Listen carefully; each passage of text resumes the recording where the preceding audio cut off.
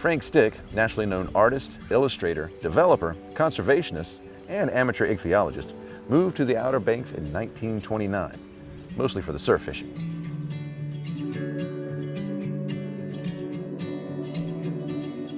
He saw a lot of new development activity happening in his backyard, and most of it, in his opinion, seemed to lack good planning. Lots were small, and developers rarely left land set aside for open space and parks. Frank Stick thought, I can do better than this than they can. He wanted to build an oceanfront model community that retained the best of what nature had to offer. In 1947, he formed a partnership and bought the land for just $30,000, now valued at over $430 million. 2,600 acres extending north 4 miles from the Wright Memorial Causeway and from the ocean to Gingite Creek and Currituck Sound.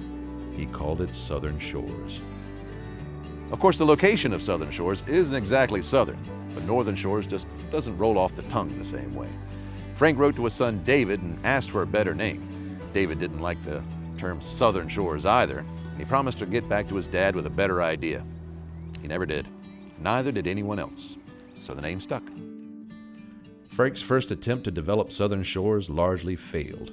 He drew up plans for 1 mile of road extending north from State Highway 158 and running parallel to the ocean, fittingly named Ocean Boulevard. There were 8 blocks on each side of Ocean Boulevard. Land was parceled into 50-foot lots that had to be purchased in pairs for $2,000. Frank seemed to think that people would rather buy 2 50-foot lots than one 100-foot lot. This was one of a number of things Frank and David tended to disagree on. Sales were slow. Most people traveling to the Outer Banks wanted to head south after crossing the bridge, where the area was much more developed. It was hard to sell the concept of a new oceanfront home to people when they had no idea how much that home would cost, or if they could get it built at all. Enter attempt number 2. This time, Southern Shores homes came as a package deal. You purchased the land, the site preparation, the driveway, and an adorable flat-top beach cottage.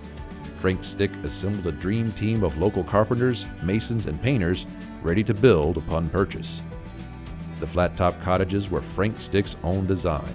They were low profile and meant to fit in with the dune landscape instead of dominating it. He used local materials whenever possible. The 42-pound concrete blocks were made from sand right off the beach, with little bits of shell trapped inside them. Local juniper wood was used for the paneling and partitions. They were cost-effective, easy to add on to if the owner wanted to put in another bedroom or garage later, and the design was uniquely Outer Banks. Attempt number 2 was a success, and Southern Shores grew by leaps and bounds. Ocean Boulevard was extended further north. Skyline Road was added, and even without the benefit of a road, houses began to spring up on either side. With the community prospering and a new road opened all the way to Duck, Frank Stick stepped away from the project in 1954 and went back to painting.